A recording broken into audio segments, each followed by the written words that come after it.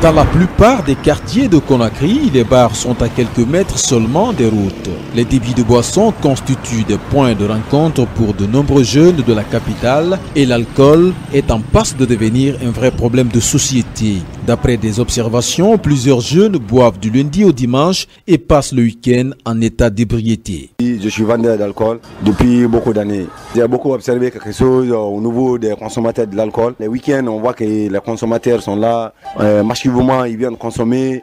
Il y a d'autres qui viennent uniquement pour semer de la pagaille. Les mercredis, les jours passés, c'est des ladies night dans les boîtes.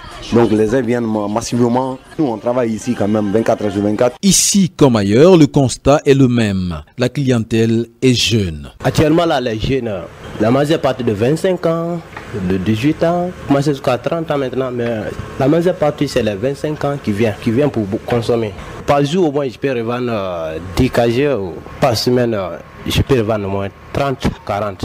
Après une nuit de vente, certains petits bars font une recette de 4 millions de francs guinéens, soit environ 500 $ pour les plus fréquentés, branchés, et c'est là-bas où l'alcool coule à flot au bout des doigts des consommateurs dont certains ont du mal à s'en priver. Ce qui me pousse à consommer de l'alcool, c'est parce que des fois, je peux sortir chez moi, je suis pas à l'aise, comme ça, j'ai la tête haute.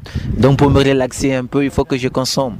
Et sinon, sans quoi, je peux rien faire dans la journée si ce n'est pas de gâcher seulement. De l'alcool, on en consomme même sous un soleil de plomb à Conakry. Et les jeunes élèves ont baptisé leur rendez-vous After School. Après l'école donc, ils se retrouvent dans un débit de boisson. Ces jeunes élèves échappent à tout contrôle des parents qui semblent impuissants à l'image de cette maman. Il ne faut pas qu'ils boivent, il ne faut pas qu'ils se droguent dans la rue, il ne faut pas qu'ils tombent dans la rue. On veut que l'État nous aide, vraiment. L'ouverture d'un bar nécessite l'autorisation du maire de la commune, mais il faudrait supprimer les lieux de boissons qui sont situés dans les marchés à côté des écoles.